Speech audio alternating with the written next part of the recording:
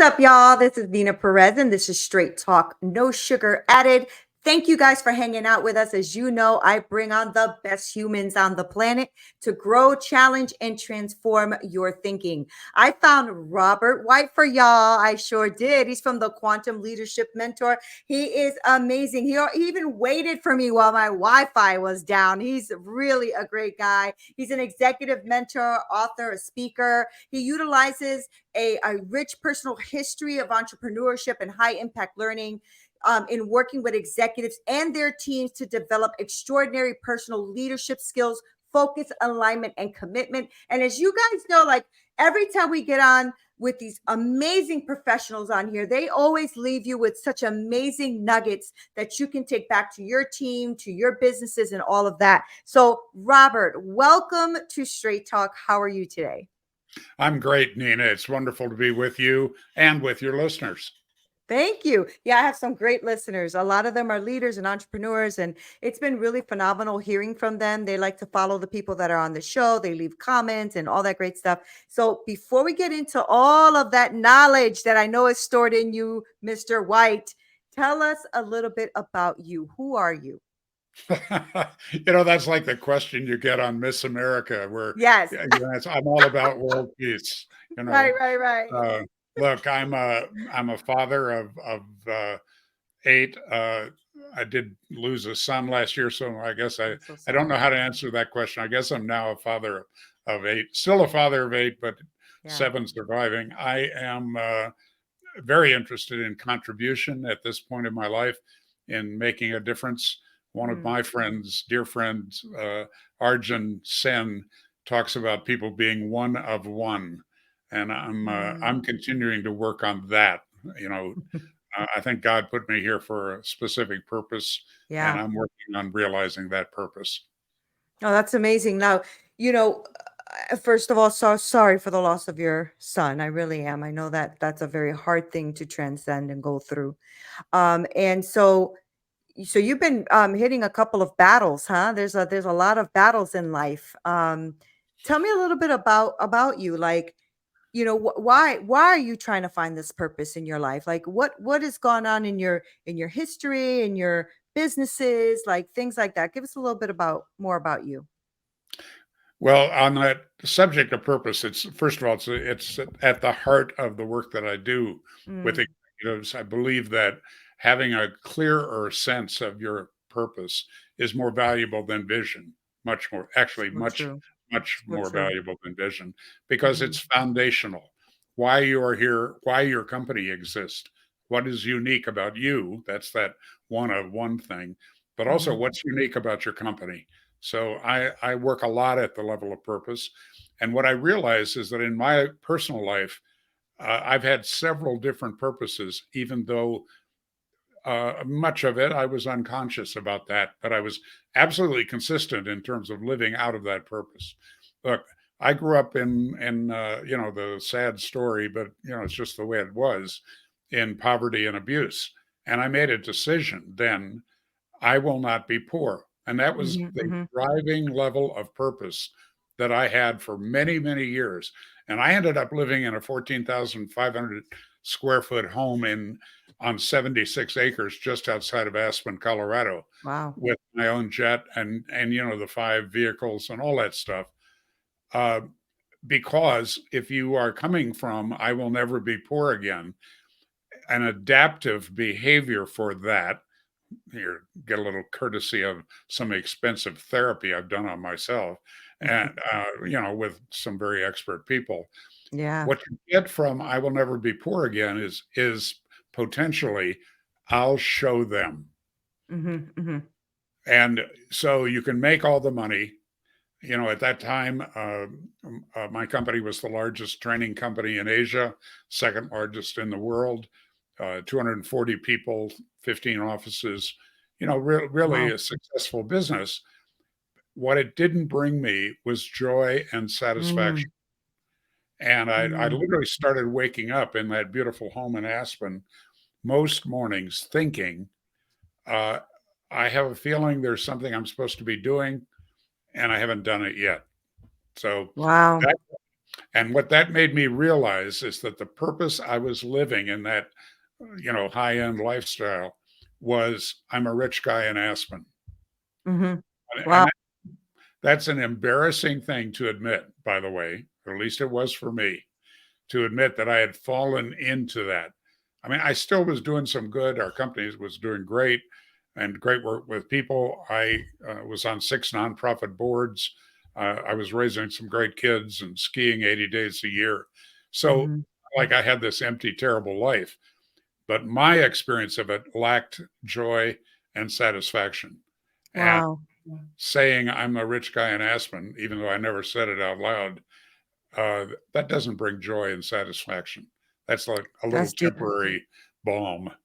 That's And really deep. That's really, really deep, Robert, because I think that when you come from a place where you are, poor, struggling, or things like that, you don't realize that it doesn't matter at the level of finance that you're in. We all struggle, right? We all have something we're contending with. Yes, money can make things a little bit easier when it comes to that kind of stuff. I was also born in the projects, and had a very abusive upbringing as well. So I can so relate to you on that level. And I also said the same thing. I'm not going to be a product of this. I just won't be a product of this. And but you're right. There is something that happens even when you get to the 6 figures, in your case, 7, 8 figures, whatever. If you didn't find that purpose or that calling or whatever it is that's going on in your life, yes, you can strap on your boots and you can make it happen, but you still make it happen with something lacking, right? Which is what I'm hearing you say. I yeah, get that. I get that. What do you do? Like, that's a deep thing to go through, isn't it, Robert? Like, you're sitting there and you're going through it, and you're saying, "I'm a rich guy in Aspen. I could ski 80 times a year, but I feel very unpurposed right now with what I really feel like I really want to do." Right. So what was that turning point for you? What did you decide to do? What was your next move? well, a couple of things happened. One was that I agreed to spend 6 months traveling with the late John Denver. John Mm, was a personal friend, and we used his music in our trainings a lot. I did a training for him and for his foundation staff and board of directors. So we had a lot of closeness. And John did. We would do in that tour. It was called Higher Ground. It was the teachings of Buckminster Fuller about his world game, about creating a mhm. sustainable future for all. And so one night, John and I would do that event, and then the next night he'd do a concert. And when he does a concert, there's 10 or 15 and 20,000 people out there, and it's 10:30 by the time he finishes, Right. and he's wound up. He's ready for the rest of his day. Right. I want to go to Right. bed. But Right. in one of those many conversations on the road, he looked at me just kind of strange, and I said, "What's going on?" And he said, "You think you're a big deal." He's saying this to me. Oh, You think wow. you're you think you're a big deal, but what's really ahead of you is what you're here for. And he didn't use the word purpose, but that's what he was talking about. Wow. And we kind of laughed about it, but he was sincere. And he reminded me of that several times. Um, the next thing that happened is that in the same week, our wives, who were best friends and still are, left us for another guy. Oh my And God. that's called getting humbled really fast. The love of my life left me for a lawyer and put me through 3 years of hell. So it was a Wow. great, I don't want to do it again, Nina, before you ask, but it was a fantastic learning experience for me. I bet it But the was. other thing that happened in the same 3 months is that, in addition to growing much closer to John as a human being, because we're going through this thing together, Right. um, the top 7 managers of my Asian business left on the same day, and set up a competitive company to mine. Ooh. And for my US corporate training business, corporate culture change, um, the top guy left with my top 5 clients. Oh my So God. uh, I lost $30 million. I got humbled. I lost in addition to most importantly, the marriage. I lost the house and the jet and all of that, Right. and started over. So my awakening that started with me just waking up in that beautiful home, thinking there's something that there's a calling, and I need to Mm-hmm. figure out what it is. Mm-hmm. Well, then I got the shock or a series of shocks that actually helped me discover, because what I realized is I needed to go back to what we teach, which is Mm. what is your purpose grounded in? And I realized mine needs to be contribution. It's been there, Wow. but kind of Wow. in and out. And I need to dedicate my life to contributing. So that's kind of a part of the story. That's a powerful part of the story, right? Because I really I sometimes feel that that happens to all of us at different levels, of course. I mean, that was a big impact in your life, losing a marriage and losing that much money and losing what you were comfortable in, what you were living in, right? That's extremely hard. I mean, I remember me and my husband lost our home, our cars and everything, and we were homeless for a while, and it's tough. I mean, it hurts the heart, it hurts the soul, it humbles you. It makes you also more real, to be honest. It made me more real, made me more connected, it made me more aware. So it actually was a good thing too, but it was a very hurtful and hard thing to go through. So I'm so sorry you went through that, Robert. And I'm also so glad you went through that too, because I know that that does something to us, it shakes us up, right? Well, there's two things about it that are really vividly clear to me. One is that a former employee who left my company to go to the company called, at that time, EST, but now Landmark Education, which is now the largest experiential training company in the world. And so he went there as a trainer originally, became their CEO, left and went on his own. So he was on his own when I was going through all this stuff. And Mm-hmm. he became my coach, not in business, even though he's a pretty sharp business guy, but as a dear friend, or Wow. in my work, what's called a committed listener, somebody that knows you and knows what you're really up to and is willing to confront you. And when that relationship started, I was talking to him a couple of times a week for about 8 weeks, and he never said anything. He'd do the uh-huh, I understand, while I rattled on with my victim story about the wife leaving me and the business failing and all this stuff happening. Mm. And then after about 8 weeks, one night he said, Robert, could I ask you a question? And I was so shocked because you know, I'm looking for advice and counsel and for somebody to agree with my victim story.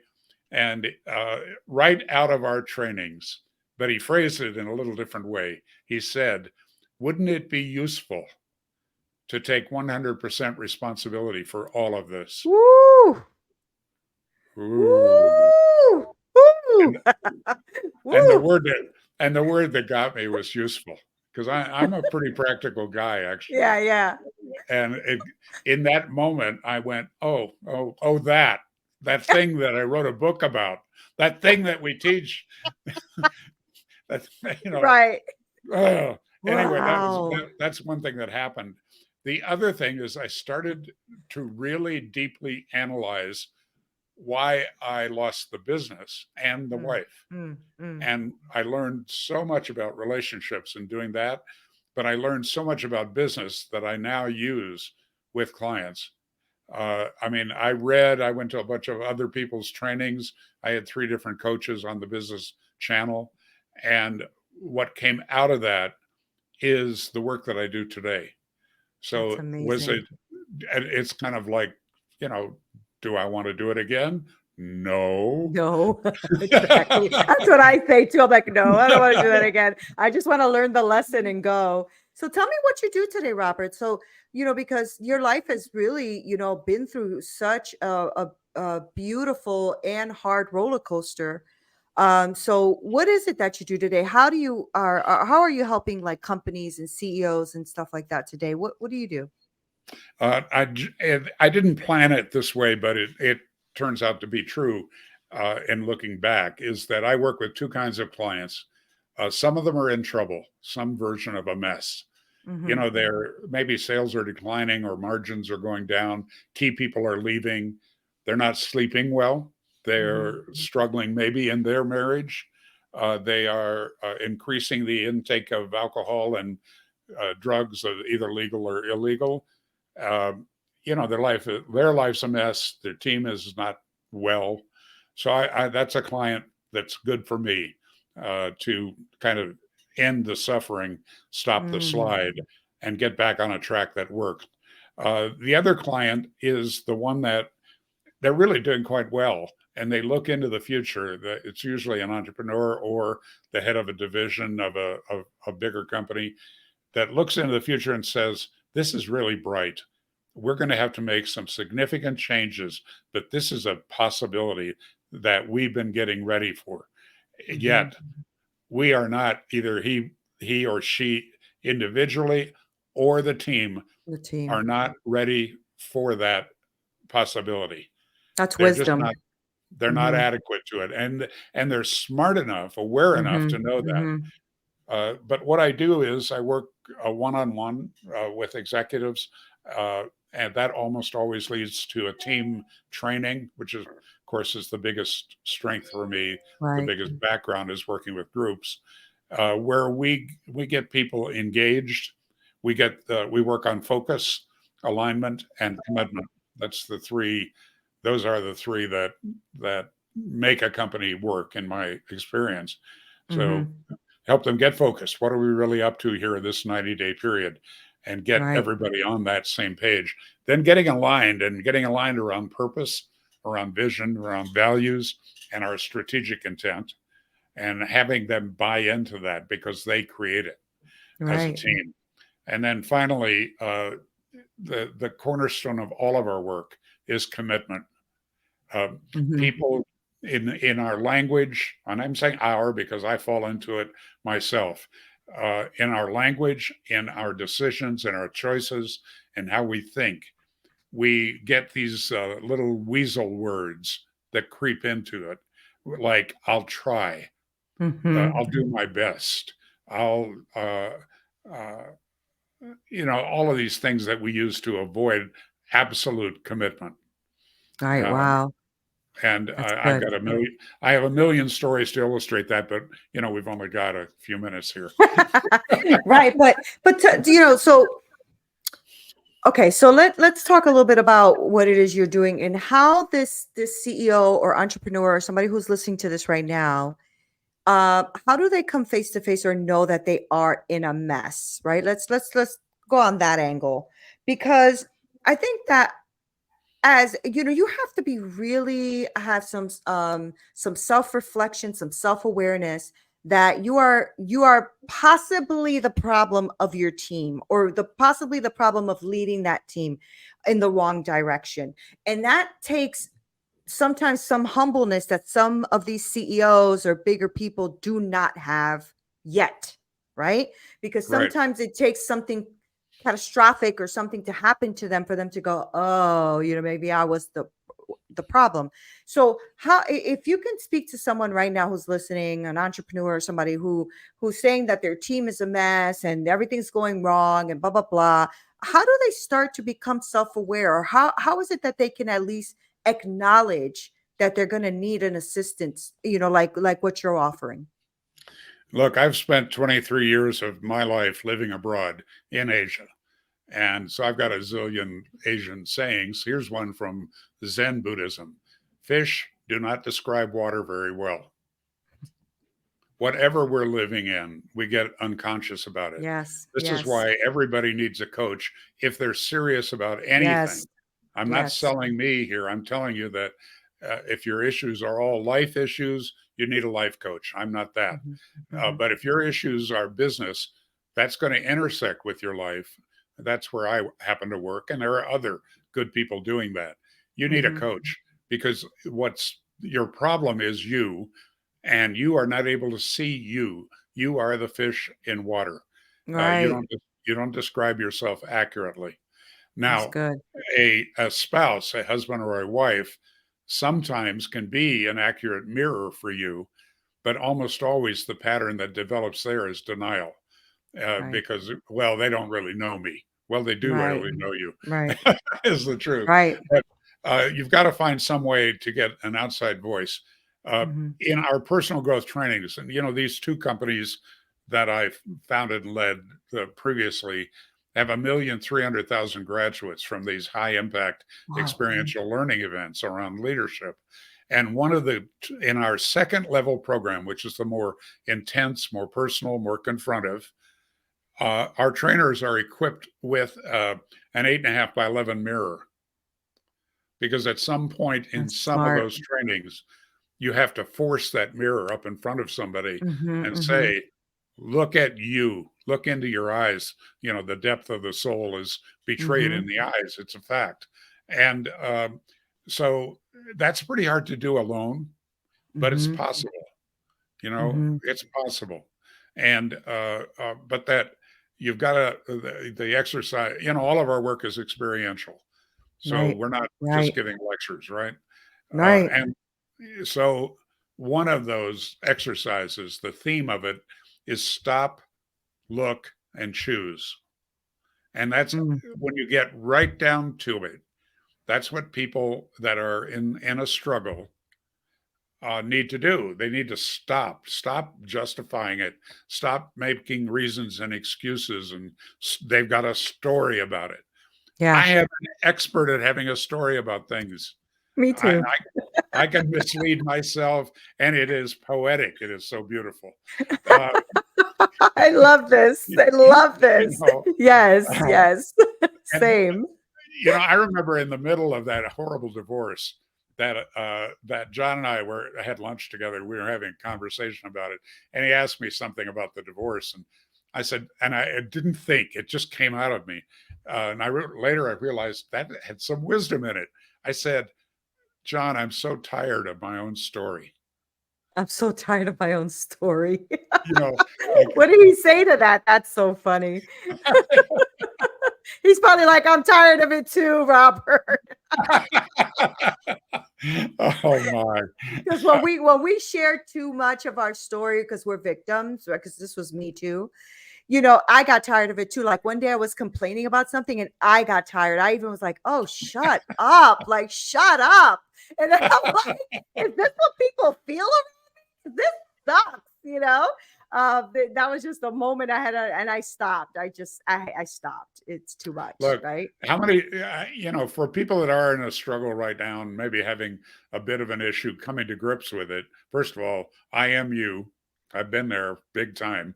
Yeah, Uh, big time. but, how many times do you want to say, oh, it's the economy, it's politics, it's Oh my my people God. aren't loyal. You know, the problem is my wife's brother that she insisted that I hire him or her, and all that stuff that we tell people about our issues, uh, or that I've made this mistake again for Right. the 18th time. Right. Poor me. I'm a For victim. me. I'm a victim of myself. You're a So straight freaking shooter, aren't you, Robert? I like this. This is good. This look, is I've good done all stuff. that. I've done every bit of that myself, and Right, then of right. course, Same. I've had this incredible experience. See, for 80% of my business life, I worked behind the scenes. The most common thing that people in the industry say when they find out about what I've done is, "Where were you? Have you been in hiding?"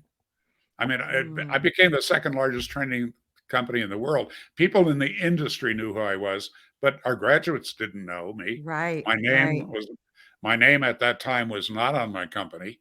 right, Like Tony Robbins' name was on his company, Dale Carnegie, Stephen Covey. It goes on and on like that. right, right, Uh, for reasons that would require a couch and a therapist, I right. didn't do that.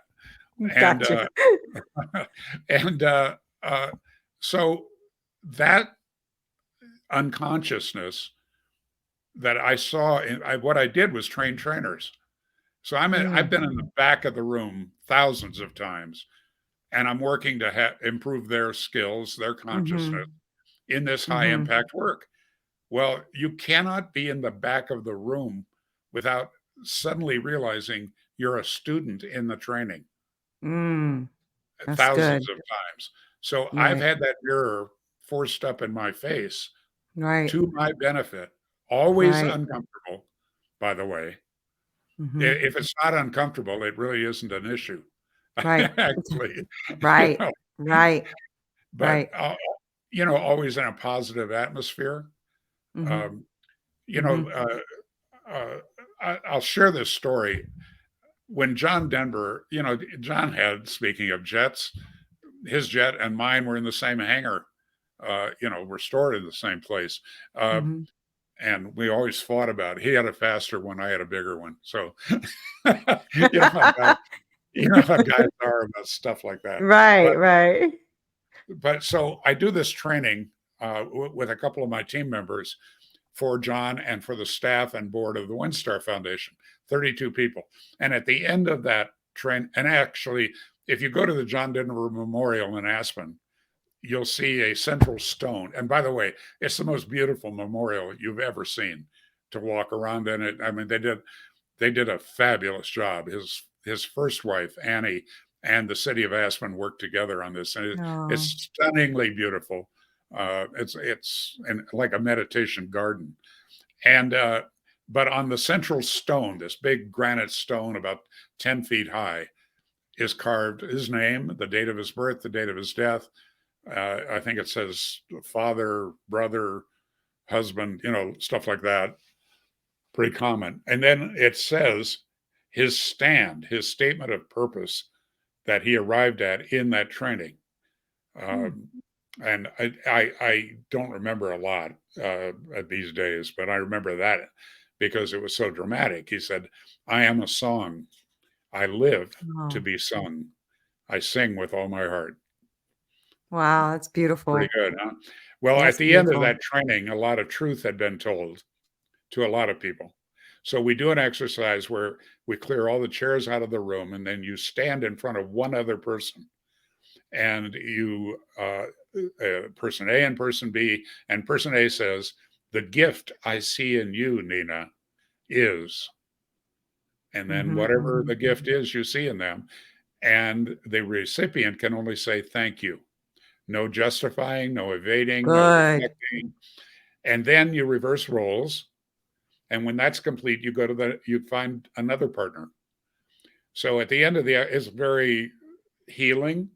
It's Yeah. very affirming. You hear things that you had maybe had doubts about or fears about, or you Mhm, get mhm. surprised by what people see in you because, again, you're the fish in the water and you don't Right, see you right, accurately, right. right? So it's very life affirming, very positive experience. And at the end of it, I'm busy running the exercise. Suddenly I realized that John Denver, my new friend and one of the most famous entertainers in the world, is laying on the floor sobbing. Oh. And I had just come back to the US after 12 years in Japan, and I'm committed to building my culture change business in the US. And I'm thinking, this is going to be on the front page of some newspaper. My career is over now. Uh, Right. Wow. and Wow. I didn't know what to do, so I laid down on the floor with him. And what I learned there, Neena, was that this guy who had everything in terms of success and fame and artistic expression, the co-founder of the Hunger Project, an Wow. ambassador for peace, it goes on and on and on. His accomplishments, a professional level photographer, a very good golfer. He's amazing. Uh, Ironic, given how he died. He was a rated pilot, jet rated pilot. I mean, he's good. And he's on the floor sobbing. And what he shared with me was 31 people gave him feedback. Not one of them said that the gift they saw in him was his music. Wow. They said, so Wow. I said, what did they say? And he said, they said I was a great father, that I was a really good friend, that I was really committed person to the future of the planet, and that And he just went on and on and on like that. Wow. And I said, well, John, what did that mean to you? And he said, I already knew I was a good musician. I didn't know I was a good man. Oh, that's deep. Yeah. I love And that. and laying there on the floor, he promised to write a song about it, which 2 years later he did. So you can hear it if you'd like to go on YouTube. It's called The Gift You Are. He converted the gift I Oh, see in you to the gift you are. And for the last 3 years of his life, that was one of his encore songs. And he would have people in the audience sing it to whoever they were there with, sing the wow. chorus. So, That's so powerful. but that's, that kind of wake up call is what people need to engineer in their lives. Yeah, yeah, Sometimes that's a group, sometimes that's a coach, sometimes that's getting smacked upside of the head, yeah, and that's your wake up call. And then you yeah. need to look at your foundational uh, qualities around purpose and vision, and you what makes you one of one. Why are you here? Yeah. And that kind of clears a whole lot of things up for people once they get that. Well, because you're going,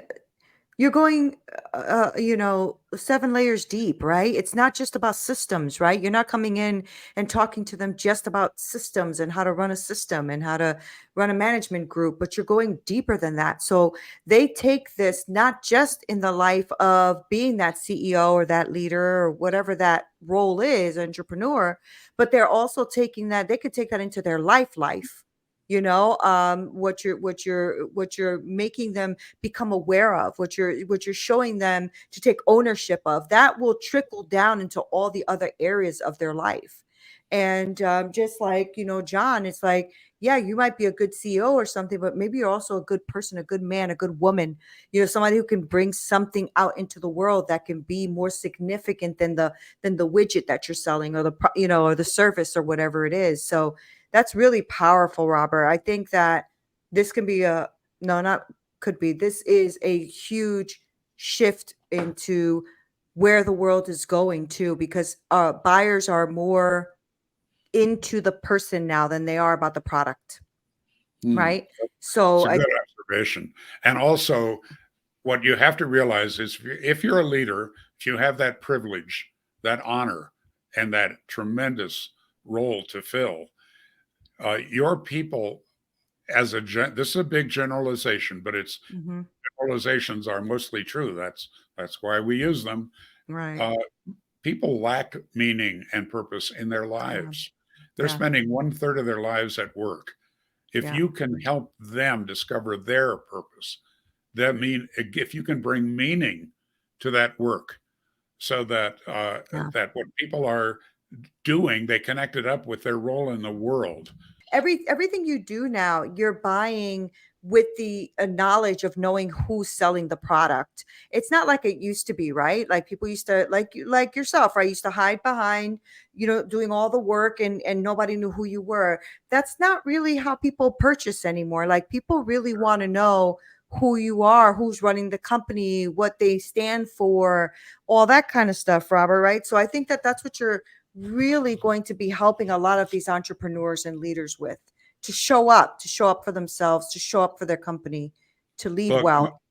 most people are really clear about two things, and if I don't provide those two things in my work with them, or any coach with business people, they're looking for profit and time. They're looking Hmm. for free time, Hmm. just so they can have a life. Yeah. I mean, Yeah. they kind of know that part, and they get reminded of that by their spouse and by their friends that they don't have a life. Right. So if they're Right. not hearing that, they've got wax in their ears. And Right. so, yeah, we've got to improve the effectiveness of their organizations, or they don't have a job. Right. And we have to give them more time. I have a Right. lot of belief, and it's actually borne out in quantum physics, that you heal yourself by producing results.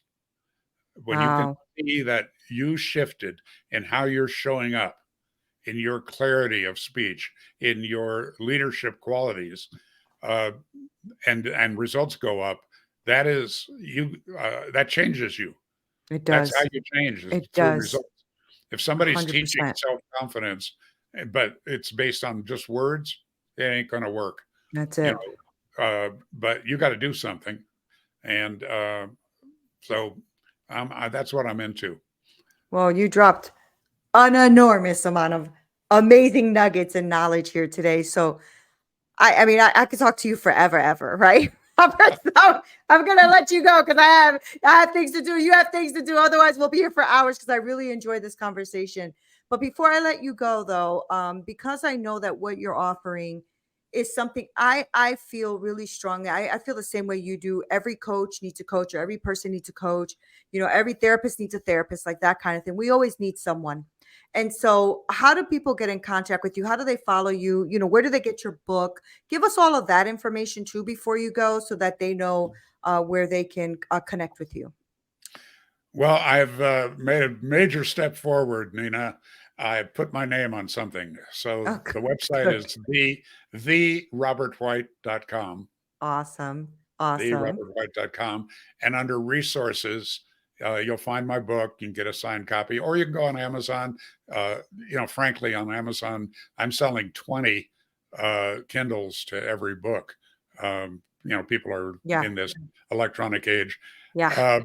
Uh, but on my website, you can also punch a button, and you're going to get 30 minutes with me free. Oh, I wow. do ask, That's I great. do ask that you come to that call with an issue, so that we're talking about something that would be Right. meaningful to you. Right. And You can also sign up, and I do recommend this. I do a free weekly e-zine called An Extraordinary Minute with Robert White, and it's a quote from somebody, something I read, something I saw in a video, something from someone else, and then my comments on it, and Oh, all designed to be read in 1 minute or less. And what it does is it helps us be in relationship. yeah. Anytime you hit reply to that email, I'm going to see it and answer it. So Oh, that's so good. uh, it's a nice way to stay in touch. Yeah. And the book is available on under resources, and I'm doing some events, and that's always under the events page. Right. Duh. But I've been doing some free 90-minute programs on leadership that have very Oh, strong great. feedbacks. So I think I'm going to continue that. I'm actually doing one. I don't know when this show will air, so maybe I shouldn't mention that. But if you want to find out about those, uh, I think it's a pretty powerful 90 minutes, frankly. And it'll be under the events page at therobertwhite.com. And of course, I'm on LinkedIn and Facebook and all, Instagram and all that stuff. Well, thank you.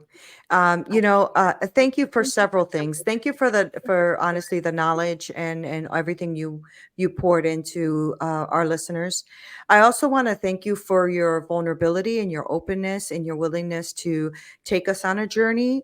Because that is one thing that I do love to talk to people about is who they really, really are. And some people will go there because they're bold enough and strong enough and confident enough to go there. Some people won't, but you did. And I honor that. And I thank you for that. And I appreciate your time and this because, to me, I know that we're not promised tomorrow and we're not even promised moments from now. Right. So when I have these conversations, I take them very seriously. They're really dear to my heart, but especially when somebody is willing to go there. And so I'm going to hold this conversation in my heart for a very long time, Robert. And I want to thank you for that. I really do. So thank you for being on Straight Talk and thank you for being with me. You're very welcome. Can I make a request? Sure. Look, the last 15 months for me have been really difficult since the death of my son. I'm ambushed occasionally by anger and by sadness that Yes. I can't even describe. I never thought it would happen in my life. My former wife and I have set up a foundation to educate young people about the dangers of drug abuse.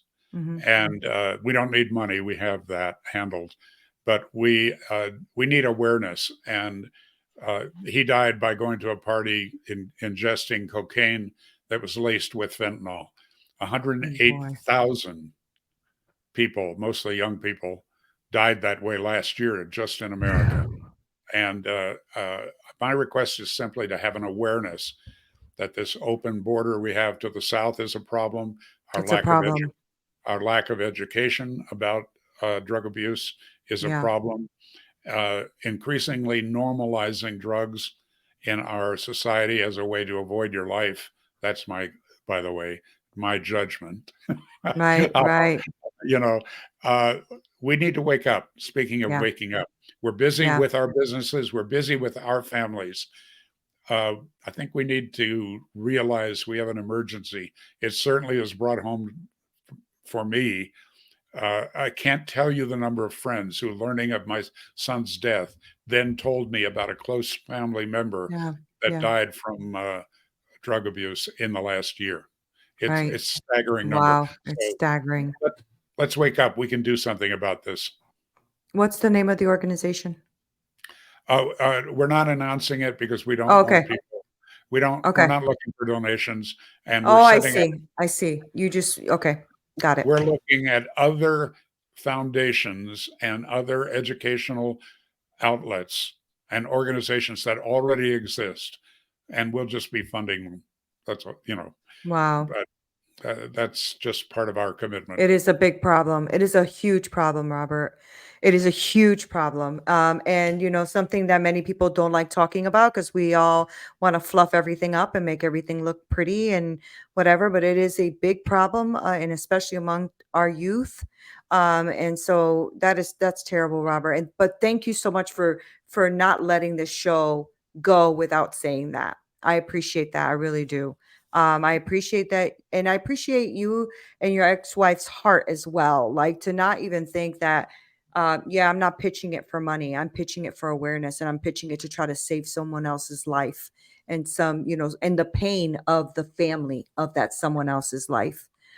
So thank you so much for that, Robert. Man, see, I already said that I liked you a lot. Now you just sugar coated the whole thing. There's no sugar added. I just really Well, love you I and I love love your energy. Yeah. I love what you do, Nina, and that's why Thank I'm you. here.